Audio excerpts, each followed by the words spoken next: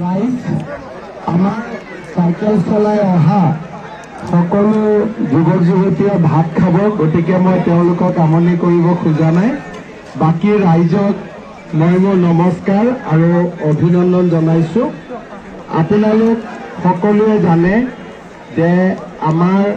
19 এপ্ৰিল তাৰিখে অসমত লোকসভা নিৰ্বাচন অনুষ্ঠিত হ'ব আৰু যোৰহাট লোকসভা সমষ্টিৰ পৰা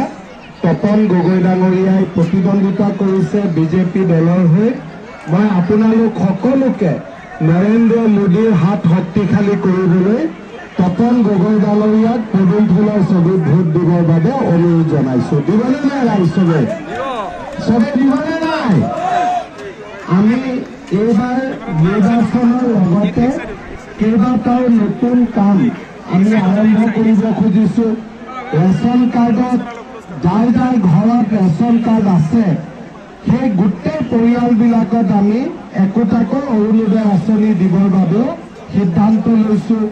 তাৰ লগতে পৰিয়ালৰ মুৰব্বীজনক আমি জীৱন বীমা কৰাব সিদ্ধান্ত লৈছো আৰু যিমান ছোৱালী matric higher secondary degree pass কৰিব তেওঁলোকক আমি বিনামূলীয়া নামভৰ্তিৰ উপৰিও 10,000, 12,500 আৰু 25,000 টকা তেওঁলোকৰ আমি বেংক একাউণ্টত দিবৰ বাবে সিদ্ধান্ত লৈছো আপোনালোক সকলোৱে জানে যে যোৱাকালি মই ৰাতি মাজুলীত আছিলো মই চেলেক ধুনাগুৰি দলংখনো চাই আহিছো আৰু নিমাতী কমলাবাৰী দলংখনো চাই আহিছো 2026 চনৰ আগতে দুইখন দলং আপোনালোকৰ হৈ যাব বুলি মই আকৌ এবাৰ আপোনালোকক প্ৰতিশ্ৰুতি দিছো লগতে মোক আজি ৰাস্তাত আহোঁতে বহুত পৰিয়ালে মোক কৈছে ছাৰ মাজুলীৰ স্বাস্থ্যৰ অৱস্থাটো খুব ভাল নহয়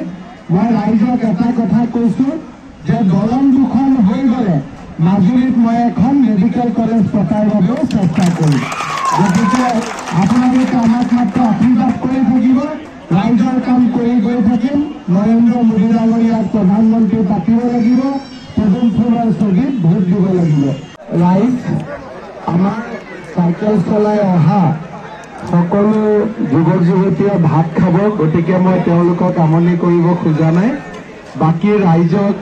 মই মোৰ নমস্কাৰ আৰু অভিনন্দন জনাইছো আপোনালোক সকলোৱে জানে যে আমাৰ